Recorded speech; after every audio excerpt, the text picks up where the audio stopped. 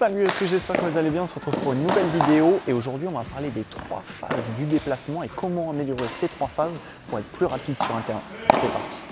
Juste avant que la vidéo démarre, je vous rappelle qu'avec mon équipe, on organise un stage en Thaïlande en août 2024 pour tous ceux qui souhaitent réellement progresser, augmenter leur classement et voir le badminton d'une autre manière. Toutes les informations sont dans la description ou alors juste là-haut pour la vidéo de présentation qu'on a faite. Allez, je vous dis bon visionnage et à tout à l'heure. Alors les 3 phases du déplacement, il y a dans un premier temps la reprise d'appui. J'avais fait une vidéo sur la reprise d'appui, donc si vous ne l'avez pas vue, je vous invite à aller la regarder et revenir juste après. Donc la reprise d'appui, comme je vous disais sur la précédente vidéo, la reprise d'appui, vous pouvez faire un saut, bam,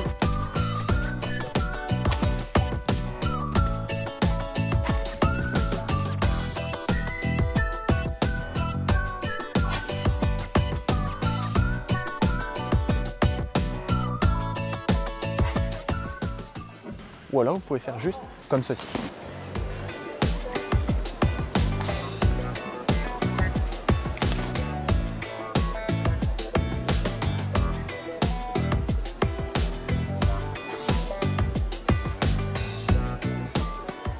À la suite de cette reprise d'appui, il y a le déplacement pour aller chercher le volant. Après évidemment il y a la frappe.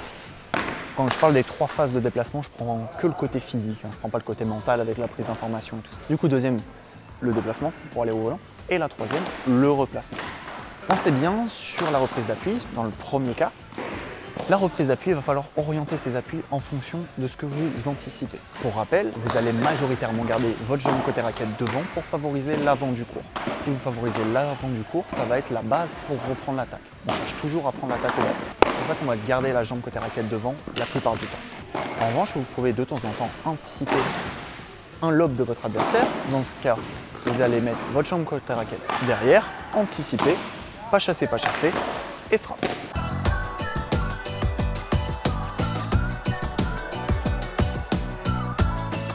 Ça va surtout se faire côté coup droit, fond de court côté coup droit. Parce que généralement, fond de court côté revers, même si vous anticipez une trajectoire fond de court côté revers, eh bien vous allez pousser fort avec votre jambe côté raquette. Ça va faire 1, 2, pas chassé et saut ciseau. Ensuite, deuxième point amélioré. Donc évidemment, il y a le déplacement. Comment aller très rapidement vers le volant. Eh bien pour ceci, il va falloir travailler son explosivité et aussi faire beaucoup de shadow. Donc pensez bien aux différentes phases de déplacement. Vous avez plusieurs types de déplacements que vous pouvez faire fond de court notamment. Vous avez le classique, pas chassé et rotation des appuis.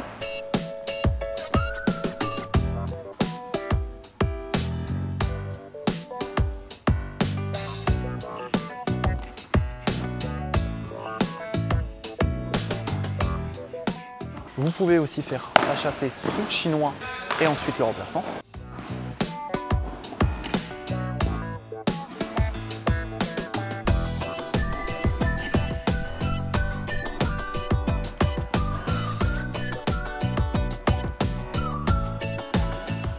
Côté coup droit, vous allez faire pas chassé, fente, je frappe et je me replace.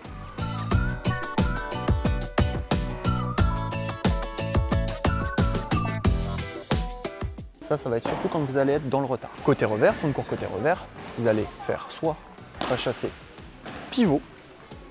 Ça, c'est ce que vous allez faire la plupart du temps.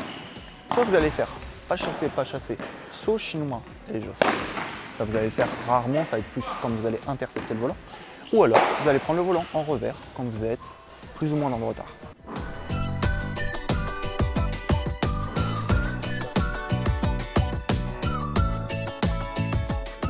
Pareil, en fonction de la situation, choisissez le plus adapté.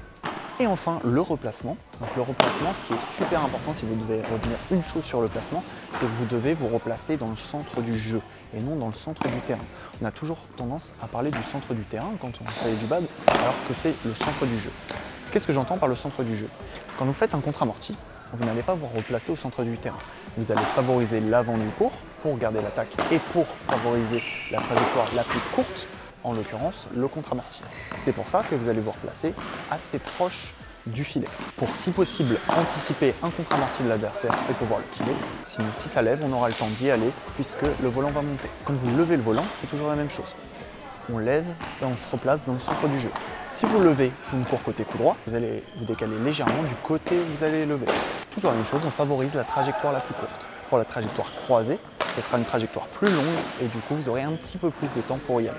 Voilà, c'était les 3 phases de déplacement. J'espère que cette vidéo vous aura plu. Si c'est le cas, comme d'habitude, mettez un petit pouce bleu, abonnez-vous à la chaîne et moi je vous dis à très vite pour une nouvelle vidéo. Salut à tous.